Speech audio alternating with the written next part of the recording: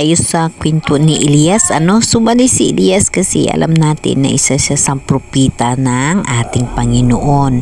Yung naglingkod talaga sa panahon ni Haring Ahab at ni Reyna Jezebel sa Israel. Si Elias ay tinatawag ng Diyos upang maglingkod bilang isang propeta at maghatid na mensahe ng pagsisisi sa pagbabalik sa Diyos.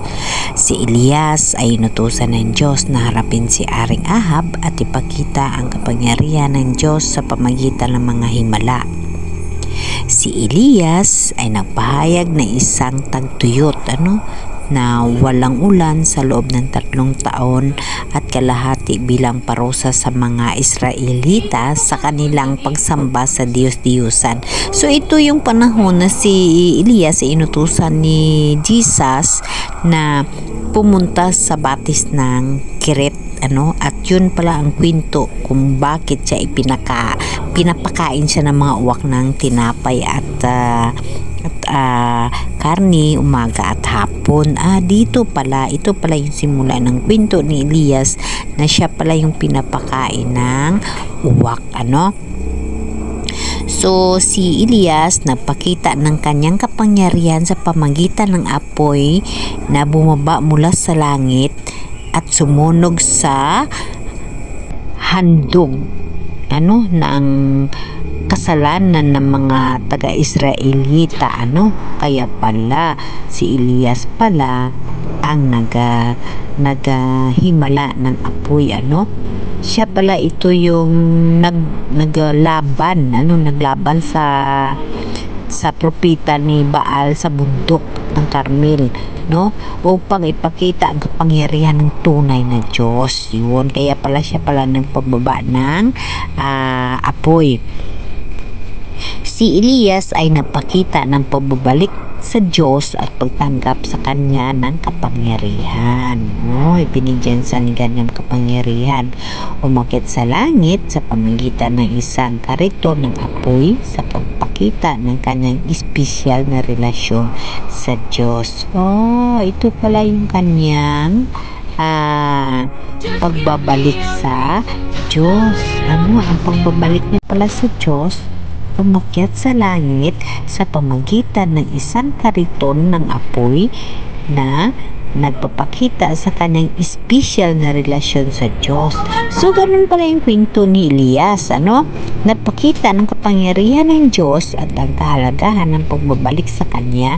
Siya ay isang modelo sa pananampalataya at katapangan sa harap ng mga pagsubok at pagtutol. So siya pala yung lumalaban sa mga Diyos-Diyusan, and then siya pala yung nasa kwento ng aklat natin ng mga bata pa tayo na pinapakain ng uwak.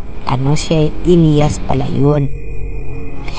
Kasi binibigyan ng punishment ang Israelita nung panahon na yun. So, si Elias, tinawag ng Diyos bilang isang propeta at binigyan ng kapangyarihan. Siya talaga yung nagpakita ng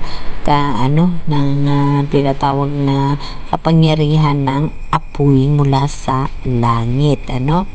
So, ibig sabihin, sa panahon pala na yun, si Elias yung nagtalo sa paghahari ni Ahab ng tinatawag na Haring Ahab.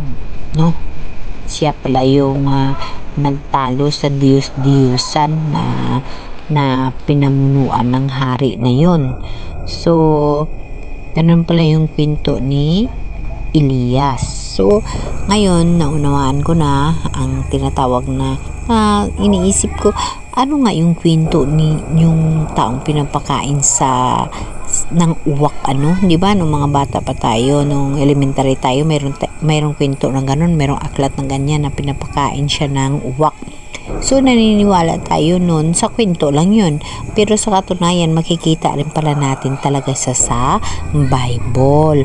So, si Elias, hanapin ko ito kung anong verse o anong apostol siya nakasulat yung kanyang buhay na siya ay inutusan ng Diyos pupunta sa Batis kasi bigyan ng punishment yung lugar na yun kumbaga binigyan sila ng punishment ng tagtuyot, no, at saka tagutom.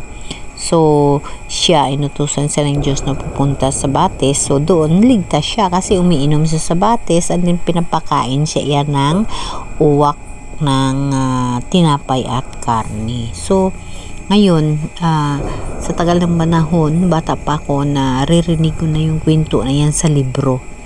Akala ko kwento lang yun. Yun pala mula talaga sa Bible, si Propeta Elias. So ngayon naunawaan ko na at nalaman ko na yung buhay ni Elias, o yung propeta, o yung kinukwento ng mga bata pa tayo na sa Batis ng Kirit na pinapakain siya ng uwak.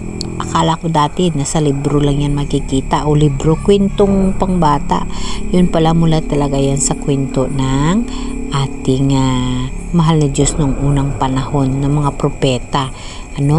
Again, uulitin ko, si Elias ay matatagpuan sa Biblia, particular sa Lumang Tipan. Siya ay isang propeta ng Diyos na naglingkod sa panahon ng paghahari ni Aring Ahab at ni Reyna Jezebel sa Israel.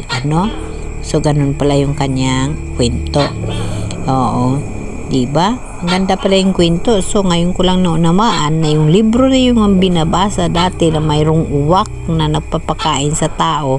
Ang akala ko kwento lang yun para sa mga bata. Yun pala makikita talaga sa Bible. Yun talaga ang katotohanan. Si Elias ay pinapakain ng uwak sa Batis ng Kirit, at nakita ko yun sa Bible na pinapakain sa ng tinapay at karni sa umaga at hapon. So aalamin ko kung anong apostol siya nakasulat or verse na tinatawag, aalamin natin para mabasa natin ng maayos. Pero at least alam ko na kung anong buhay ni Propeta Elias. So isa siya sa tinatawag na pinagkatiwalaan ni Lord, dati si Propeta Elias, si Propeta Moises, tsaka si may isa pa yun, Moises, Elias, sino pa nga yung isa? Si Moises, alam na natin yung kwento niya. Pero mas may malalim pa na kwento si Moises na alamin pa natin. Ngayon si Elias naman talagang totally na alam ko na yung kanyang kwento. Siya pala yung tao again na pinapakain ng uwak sa Batis, sa Batis ng Kirit. Okay guys, thank you so much.